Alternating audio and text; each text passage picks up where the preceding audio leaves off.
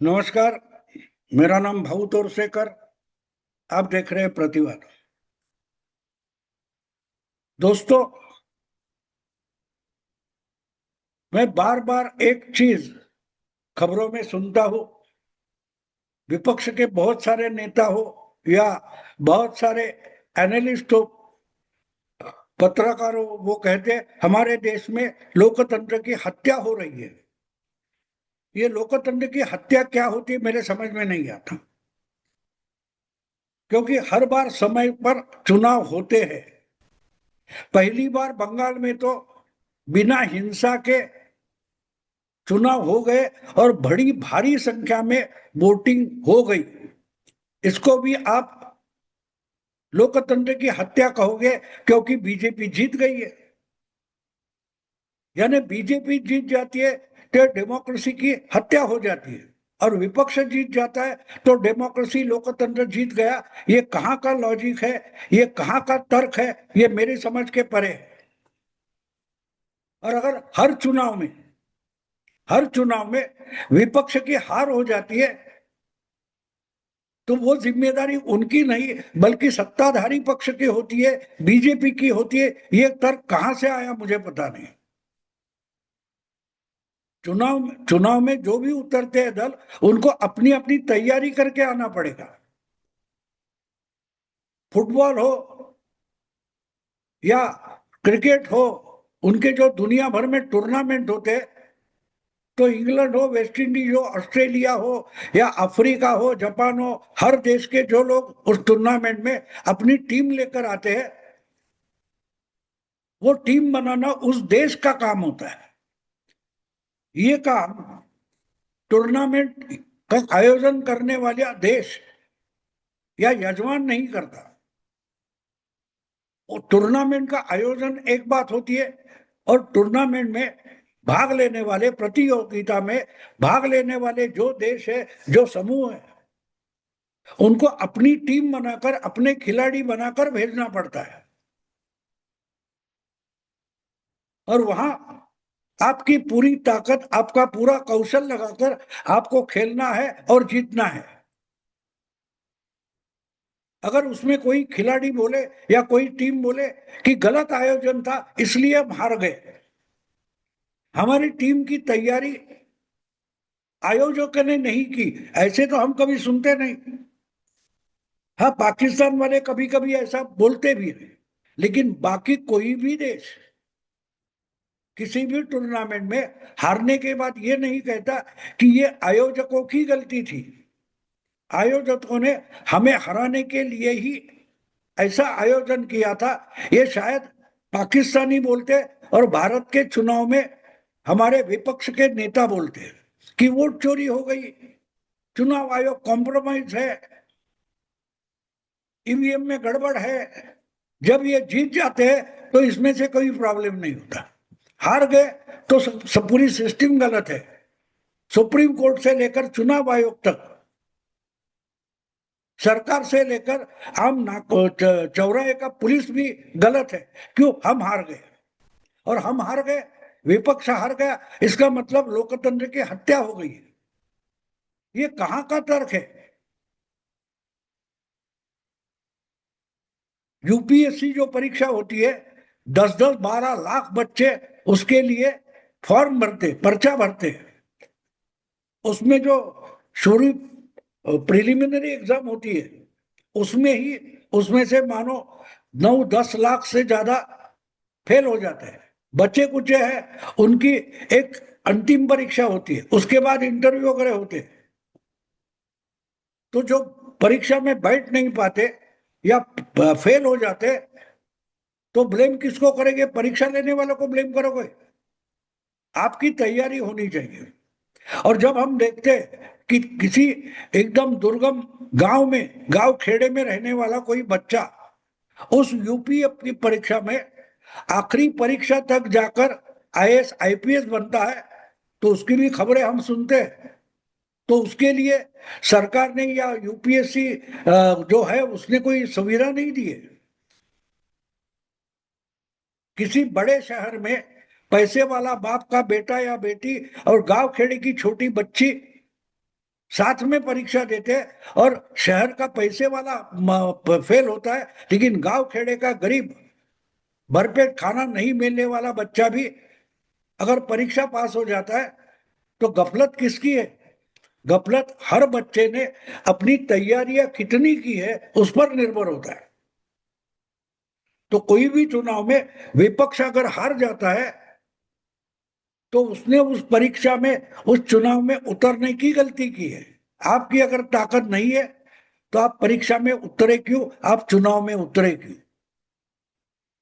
आपको परीक्षा में उतरने का चांस दिया है, लेकिन आपको पास करने से परीक्षा व्यवस्था सही साबित नहीं होती। तो विपक्ष की ये जो तकरार है, या बहुत सारे हमारे पॉलिटिकल पंडित भी कहते हैं कि लेवल प्लेइंग फील्ड नहीं है। लेवल प्लेइंग फील्ड क्या होता है?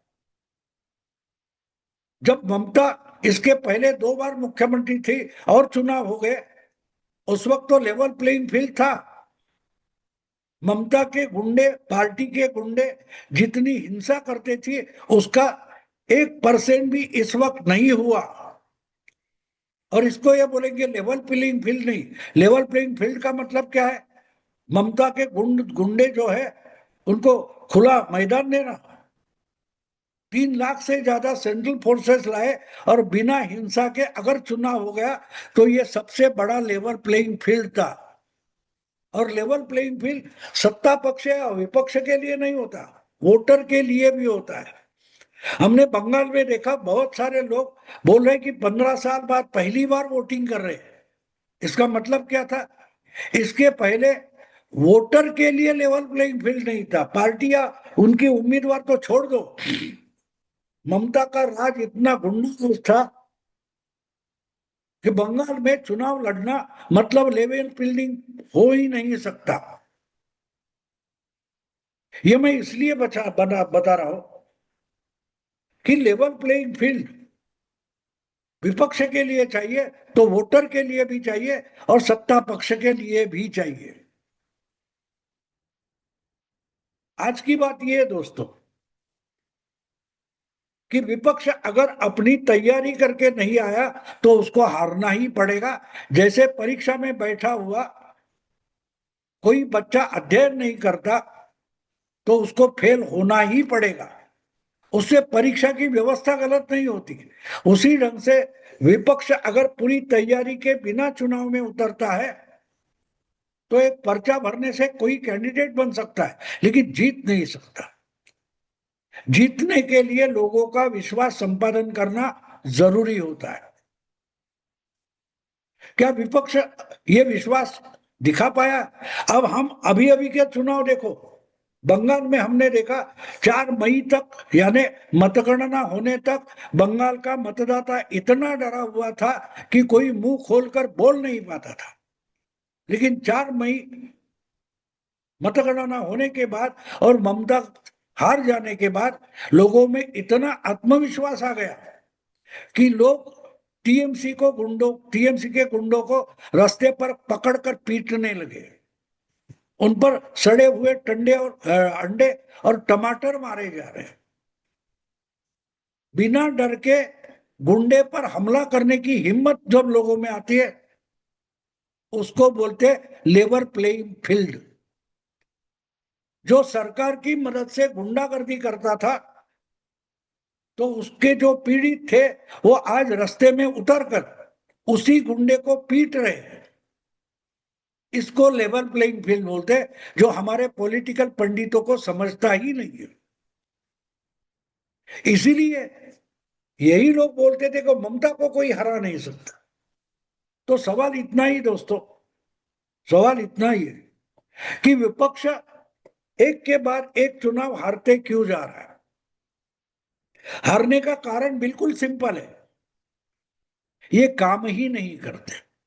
इनको लगता है कि जिस दिन आम वोटर थक जाएगा, बहुत नाराज हो जाएगा, तो मोदी को और बीजेपी को छोड़कर हमारे पास आ जाएगा, हमको वोट दे देगा और हम जीत जाएंगे। मतलब साफ है, इनको लगता है कि थका हुआ नाराज वोटर नाराजी से हमारी तरफ आएगा। बिल्कुल नहीं होता दोस्तों, ऐसा बिल्कुल नहीं होता। हमारे घर में कोई पुरानी चीज है लेकिन आज भी थोड़ा बहुत काम करते हो, वॉशिंग मशीन हो, टीवी हो या मोबाइल फोन हो, तो नया लेने का जीव चाहता है, लेकिन खरीदने के लिए उतने पैसे नहीं है, तो हम वो फेंक नहीं देते। जब तक हमारे पास दूसरी व्यवस्था नहीं है तब तक वो चीज पुरानी हो, काम चला, वो हम फेंकते नहीं है, काम चला लेते उससे, उससे ही काम चला लेते। ये बात इसलिए समझना जरूरी है कि वोटर अपना वोट कैसे बनाता है। मोदी सरकार से नाराज है, इसलिए मोदी सरकार बदलना चाहता है, लेकिन बदलने के लिए अल्टरनेटिव भी चाहिए। तो अल्टरनेटिव का मतलब तगड़ा विपक्ष होना चाहिए। अगर ये छोड़कर हम नई पार्टी को सत्ता में लाए तो वो सरकार चलाएगी, कम से कम पूरे का पूरा हमको मन चाहा नहीं मिलेगा, लेकिन कम से कम पुरानी सरकार जितनी नालायक थी उससे तो थोड़ी अच्छी हो। बस लोगों की, मतदाता की इतनी ही अपेक्षा होती है। जब सरकार सत्ता में बैठी पार्टी कुछ गलती करती है तो उसको पकड़कर जनता की तरफ से सरकार को सवाल पूछने वाला विपक्ष लोगों को जरूरी होता है, और उसको ही लोकतंत्र बोलते हैं। जिनके हाथ में सत्ता आई है उनको समय समय पर रोककर सवाल पूछने वाला विपक्ष जनता को बिल्कुल पसंद आता है, और उससे लोगों को दिखाया जाना चाहिए कि भाई सरकार ने ये गलती की है। अगर ये गलती की है, अगर हम सरकार की जगह सत्ता में होते, हमारा पक्ष, हमारी पार्टी, तो हम ये काम इस ढंग से करते जो जनता के लिए सुविधापूर्ण होता। इस ढंग से जनता का विश्वास संपादन किया जाता है, और आते आते 4-5 साल के बाद अगर फिर से चुनाव हो रहा है तो ऐसे विपक्ष को लोग सत्ता में लाकर बिठाते हैं। और विपक्ष होने से ही लोकतंत्र चलता है, ये बात बिल्कुल सच है। लेकिन चुनाव लड़ने के लिए विपक्ष है। दो चुनाव के बीच में जनता की तरफ से सरकार को सवाल पूछना और जनता की जरूरतें हैं उस ढंग से आंदोलन करना, ये भी विपक्ष का काम होता है। सरकार पर दबाव बनाए रखना ये विपक्ष का काम होता है। अगर वो विपक्ष नहीं करता तो लोग सरकार बदलने के लिए राजी नहीं होते।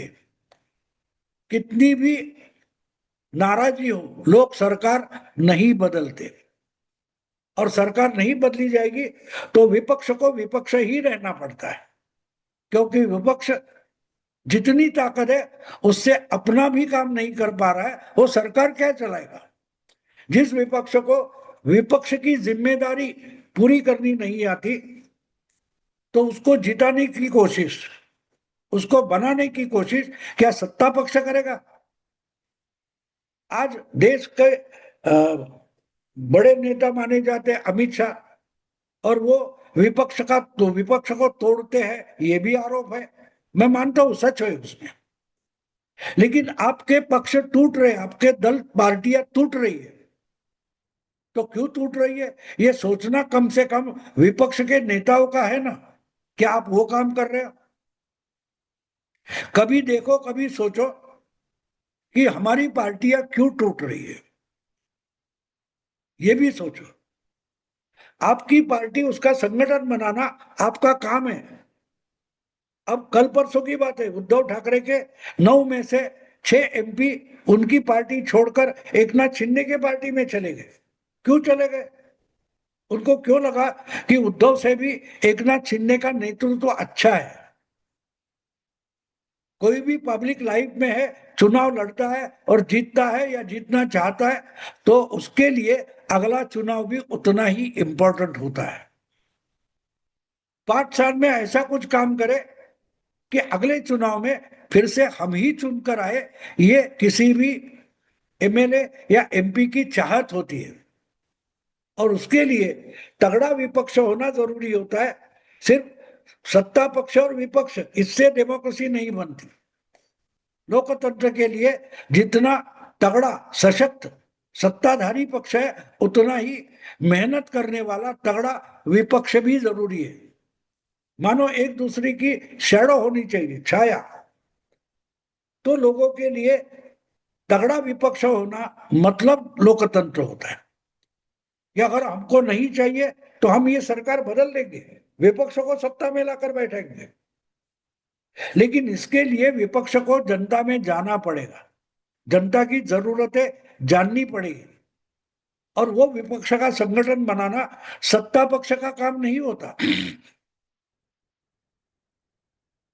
आप आलसी बैठेंगे, आप कुछ करेंगे नहीं, और जनता आपके पास आएगी, ये ख्याल ही गलत है, ये ख्याल गलत है। आपको बार बार दिखाना पड़ेगा कि भाई मोदी सरकार ने ये गलती की है, अगर हमारी सरकार होती, विपक्ष की सरकार होती, तो हम ये प्रॉब्लम इस ढंग से सॉल्व करते, ये योजना ऐसे सक्सेसफुल बनाते। ये आपको दिखाना पड़ेगा, बताना पड़ेगा। अगर नहीं बताओगे तो लोग आपकी तरफ मुड़कर भी नहीं देखेंगे, ना आपको सत्ता में लाएंगे। और उतना आपको सशक्त बनाना, संगठित बनाना, ये सत्ता पक्ष का काम नहीं है, ना अमित शाह का काम है। अमित शाह का काम आपको दुर्बल बनाना है।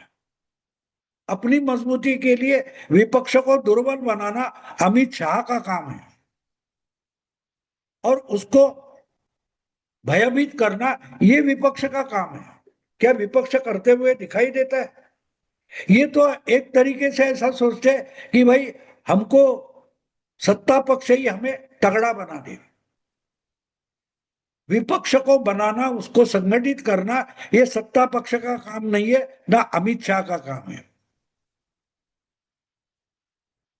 सत्ता पक्ष को चैलेंज देते देते अपनी छवि आम जनता में अच्छी बनाना, ये विपक्ष की जिम्मेदारी होती है, विपक्ष के नेता की जिम्मेदारी होती है।